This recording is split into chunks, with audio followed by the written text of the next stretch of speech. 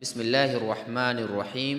شروع اللہ کے نام سے جو بڑا مہربان نہایت رحم والا ہے۔ تو دوستو، واقعہ کچھ اس طرح سے ہے۔ اس کے انتہائی مالدار والد کا انتقال ہو چکا تھا۔ اس نے اپنے پیچھے خاصی دولت چھوڑی تھی۔ والد کے انتقال کے بعد اکلوتا بیٹا اپنی ماں کا خدمت گزار تھا۔ باپ کے ترکہ میں سے وہ حتی المقدور اپنی ماں کی خدمت کرتا تھا اور اس کی دیکھ بھال پر خاصی رقم خرچ کرتا تھا۔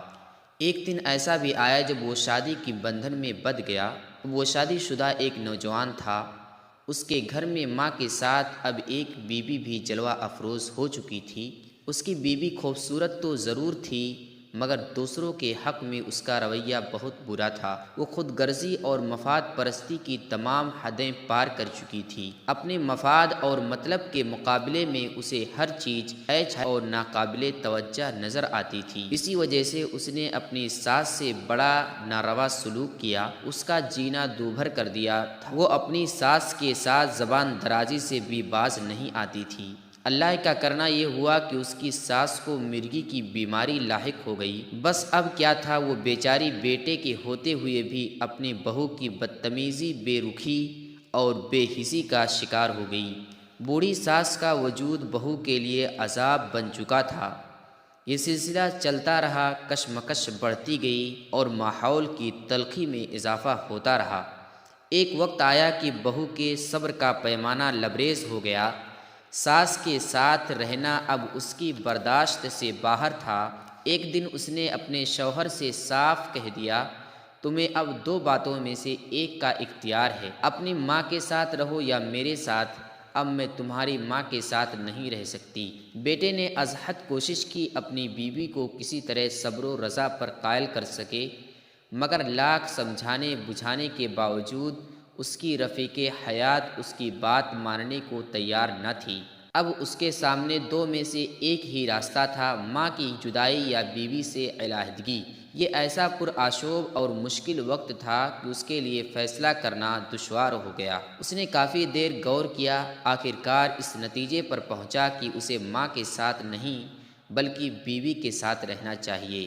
اب کیا تھا، اس بیوی کی محبت کا بھوت سوار ہو گیا۔ خبیث شیطان نے اس فیصلے کو اس کی نگاہ میں خوشنما بنا دیا اور وہ اپنی اس ماں کو جدا کرنے پر راضی ہو گیا جس نے نہ جانے کیسی کیسی تکلیفیں اٹھا کر اس کی پرورش کی تھی۔ وہ شدید سردی کی رات تھی۔ اس نے اپنے شیطانی فیصلے کی تکمیل کے لیے ماں کو چھت پر چڑھایا اور پھر چھت سے نیچے دھکا دے دیا۔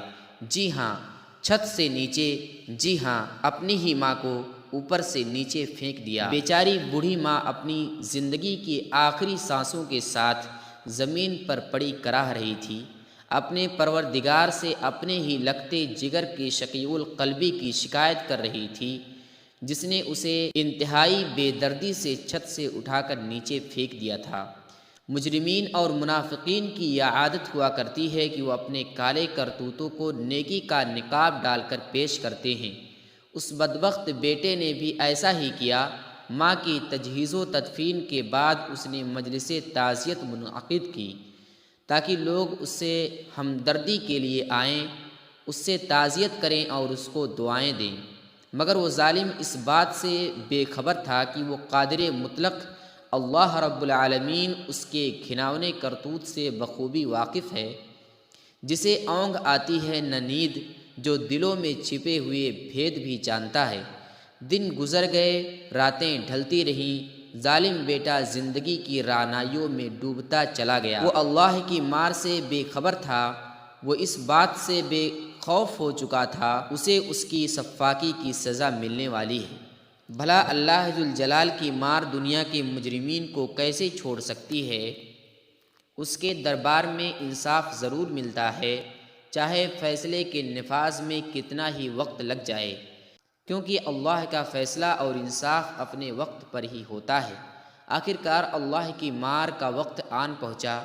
اس ظالم بیٹے کو بھی اچانک وہی بیماری لاحق ہو گئی جس بیماری سے اس کی ماں دوچار تھی۔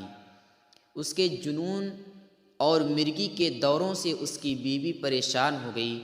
اب بیماری لاحق ہونے کے بعد بیوی کا اپنے شوہر کے وہی رویہ تھا جو اس کا ماں کے ساتھ تھا۔ اب وہ ظالم بیٹا اپنی پیاری اور چہیتی بیوی کی بے رخی کا شکار ہو چکا تھا، جس کی خاطر اس نے اپنی ماں کو چھت سے دھکا دے کر ہلاک کر دیا تھا۔ وہ ایک سرد رات تھی جب وہ عالم جنون میں گھر کی چھت پر چڑھ گیا، مگر اس بار وہ کسی کے سہارے چھت پر نہیں چڑھا تھا بلکہ خود ہی ہمت کر کے اوپر گیا تھا۔ اب وہ چھت کے اسی حصے پر پہنچا جہاں سے اس نے اپنی ماں کو دھکا دے کر نیچے پھٹکا دیا تھا۔ اس نے ایک دم چھت سے نیچے چھلانگ لگا دی اور چند ہی لمحوں کے بعد اسے اپنے کالے کرتوتوں کا پورا بدلہ مل چکا تھا۔ تو دوستو، یہ تھا آج کا سچا واقعہ اور حقیقت پر مبنی واقعہ۔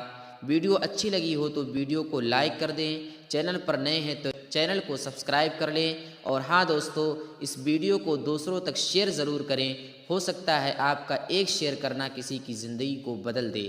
بہت بہت شکریہ، اللہ حافظ۔